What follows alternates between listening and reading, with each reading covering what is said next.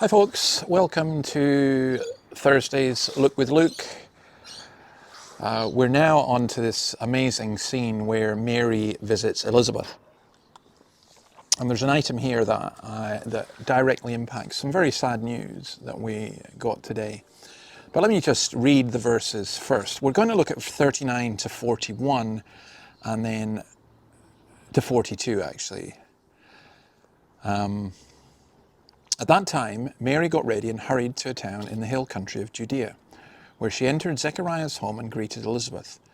When Elizabeth heard Mary's greeting, the baby leaped in her womb, and Elizabeth was filled with the Holy Spirit. Actually, let's leave it there. Elizabeth was filled with the Holy Spirit. So it appears that Mary went to visit Elizabeth and stayed with her for 3 months until she gave birth, before her marriage to Joseph.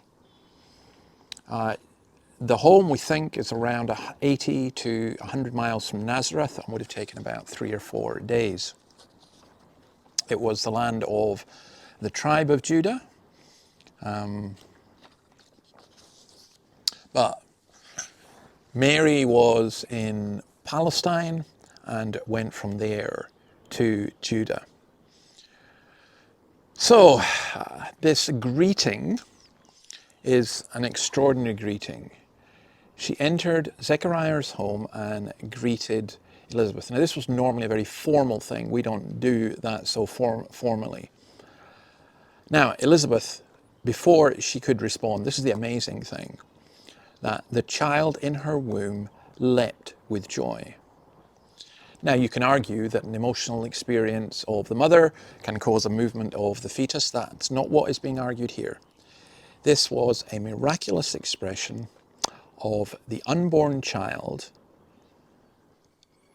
John the Baptist, leaping with joy, being filled with the Spirit.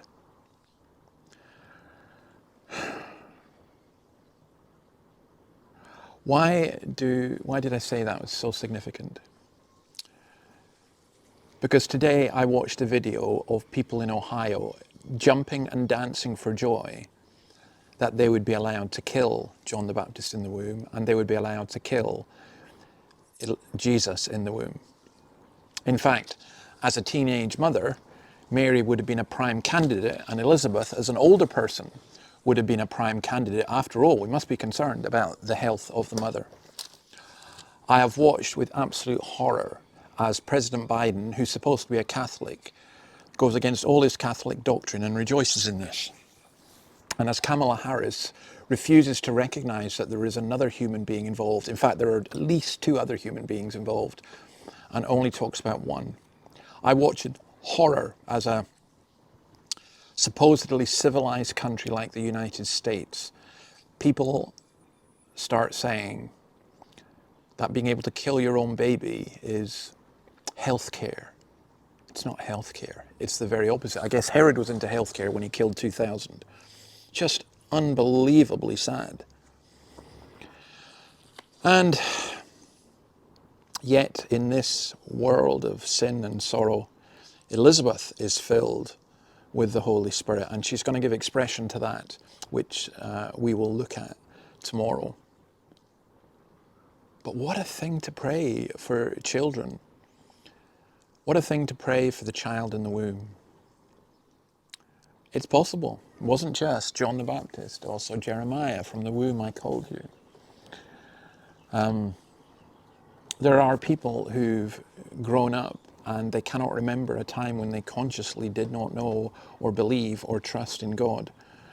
Well, that is absolutely wonderful. I just think this picture of a teenager and an older woman, both of whom are pregnant, both of whom probably shouldn't be, and yet they are, and both of whom are key people in the salvation that comes to the world, that our world so desperately needs. A world which says, yeah, sure, kill your children. Yeah, sure, let's bomb people.